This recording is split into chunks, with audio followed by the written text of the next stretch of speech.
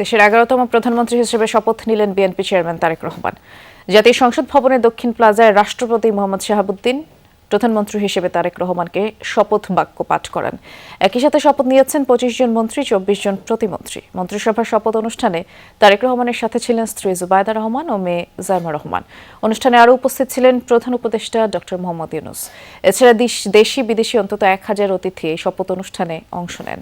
Optical ব্রাইটেনার, colour guard এবং dirt lock সমৃদ্ধ advance ফর্মুলায় এলো নতুন রে ডিটারজেন্ট পাউডার। ধন্যবাদ মাননীয় নবনিযুক্ত। জুলাই গণ অভ্যুত্থান এবং 18 মাসের অন্তর্বর্তীকালীন শাসনের অবসান ঘটিয়ে যাত্রা শুরু করলো ত্রয়োদশ জাতীয় সংসদ। বিপুল সংখ্যাগরিষ্ঠতায় সরকার গঠন করলো বিএনপি। জাতীয় সংসদের সংখ্যাগরিষ্ঠ সদস্যের আস্থা। জাতীয় সংসদ ভবনের দক্ষিণ প্লাজায় এ জমকালো আয়োজন নতুন সরকারের শপথ গ্রহণের। গোধূলির আলোয় সংসদ ভবনের দক্ষিণ প্লাজা তখন দেশি বিদেশি অতিথিদের উপস্থিতিতে মুখরিত।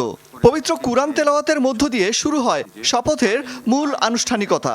রাষ্ট্রপতি মোহাম্মদ শাহাবুদ্দিনের সামনে দাঁড়িয়ে দৃঢ় কণ্ঠে শপথ বাক্য পাঠ করেন তারেক রহমান। তারেক রহমান সশস্ত্র চিত্রে শপথ করিতেছি যে আমি আইন অনুযায়ী সরকারের প্রধানমন্ত্রী পদের কর্তব্য বিশ্বস্ততার সহিত পালন করিব। আমি বাংলাদেশের প্রতি অকৃত্রিম বিশ্বাস ও আনুগত্য পোষণ করিব। আমি সংবিধানের রক্ষণ সমর্থন ও নিরাপত্তা বিধান করিব। প্রধানমন্ত্রীর শপথের পর পর্যায়ক্রমে 25 জন মন্ত্রী এবং 24 জন প্রতিমন্ত্রীকে শপথ বাক্য পাঠ করান রাষ্ট্রপতি। এর মাধ্যমেই আনুষ্ঠানিকভাবে যাত্রা শুরু হলো 2/3 আসনে জয়ী বিএনপি সরকারের।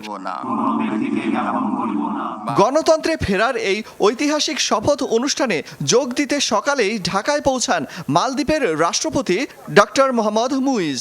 আসেন ভুটানের প্রধানমন্ত্রী দাশো শেরিং তোবগে। ভারতের প্রতিনিধিত্ব করেছেন লোকসভার স্পিকার ওম বিড়লা।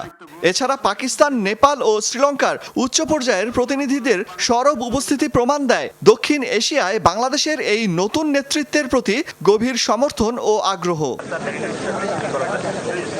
বিশেষ এই মুহূর্তে তারেক রহমানের পাশে ছিলেন স্ত্রী ডক্টর জুবাইদা রহমান ও কন্যা জাইমা রহমান।